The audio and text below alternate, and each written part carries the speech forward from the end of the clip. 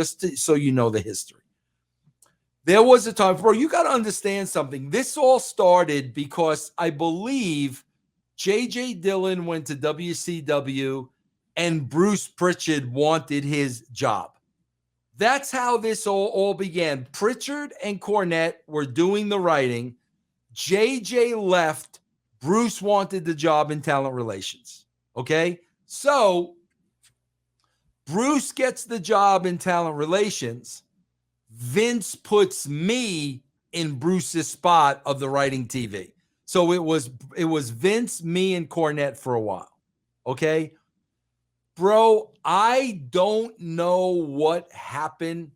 Something went horribly wrong when Bruce was in talent relations because he did not have that job for long.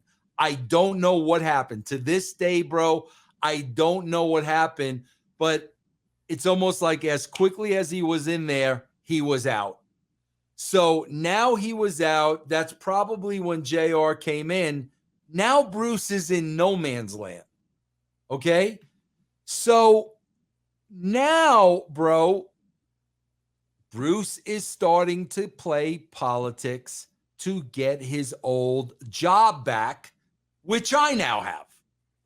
So I'll never forget, bro, I was in Bruce's office once, and he said to me, he said, Vince, he goes, I had a conversation with Debbie Bonanzio today. Debbie Bonanzio, bro, used to run creative services. Creative services, you know, John, is where they come up with, you know, all the pay-per-view campaigns and the marketing, but they also come up with, you know, designs for new characters, what characters are going to look like, what they're going to wear. Creative services, bro, was right next to the publications department. So I had a great relationship with everybody in creative services. I worked right next to them for years. So Bruce pulls me aside one time and he said, Vince, I had a conversation with Debbie Bonanzio. Man, she told me you've been very hard to work with.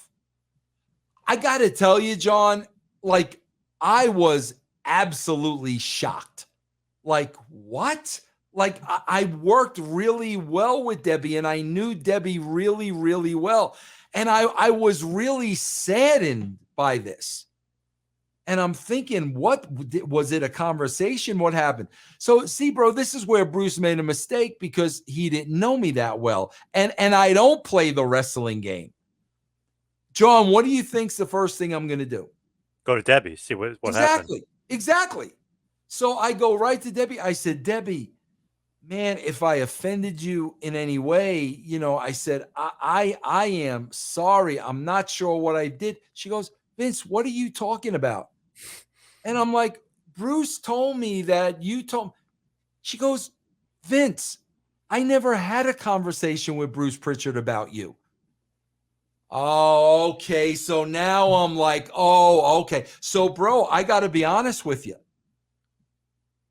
When I went to Vince's house to write television that week, I said to Vince, Vince, I'm going to lay this all out to you. I don't play politics, bro, because you know why? Playing politics is going to get in my way of doing a good job for you in writing this show.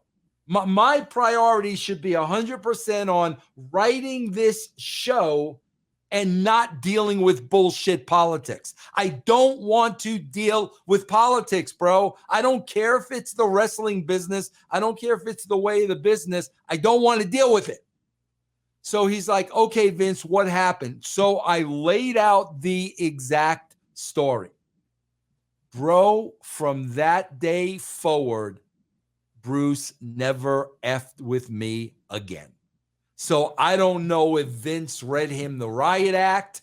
I don't know if Vince went to Debbie and said, listen, Debbie, I just want to get this all clear. But whatever Vince said to Bruce, that was the end of his politicking concerning me. That was the end of it.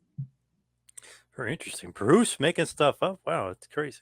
Yeah, that's how. But bro, that's how I found out. I mean, that's exactly how I found out.